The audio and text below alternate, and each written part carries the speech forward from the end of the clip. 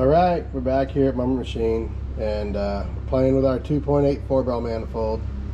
So I spent some time over the last couple nights making a little drawing and making up this part. So instead of doing some of the reverse engineering stuff, I just kind of plotted out the holes and made a little drawing for myself and just made the adapter off of that. But some of the stuff I was trying to show you with the center and coming up from the bottom with the drill was just to try to help you guys who maybe want to take it on yourself with a few tips on how to get some locations. But we do make stuff here, so we're able to kind of reverse engineer and make a little print and go from there. But we got our adapter on, and I just got some quick bolts just to put it on. I know they're not all the same, but only change I made in what we were talking about was I did put the intake manifold bolt registers in the spacer because of the closeness of this hole to the plenum and the lack of material on the manifold underneath. We were just out of room, so even though this is close up here, because this is a bigger, flatter area, we have a lot more sealing room around the bolt.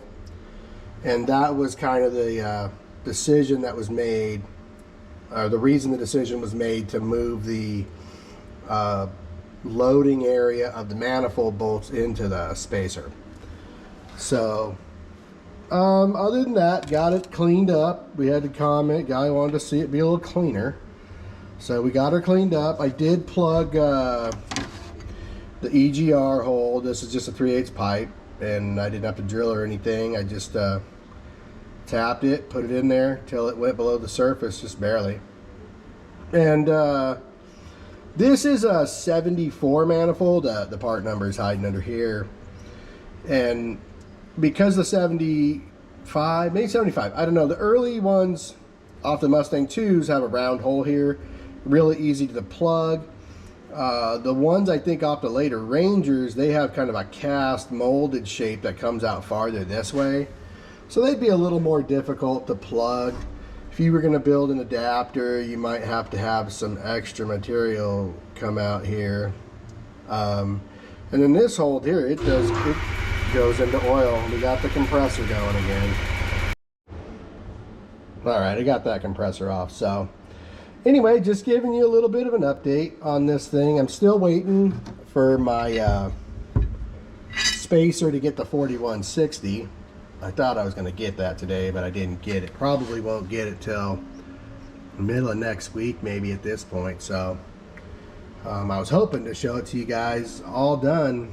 I haven't done any porting. I still have to come in here. I brought it to the D-Burb booth to do a little work in here, but it's getting a little bit late and I want to go home, so I just have to show it to you the way it is right now.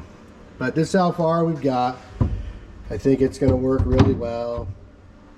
I think it's going to kind of help this engine perk up, and other than a little bit of time in it, didn't really cost me a lot. The spacer that goes on top's a few bucks, but it's really nice. I think it'll put a nice touch on it. So anyway, if you guys like it, hit like, subscribe, come back and we'll see it all finished up. Maybe I'll get the inside all detailed up before the final video. So have a good one, guys.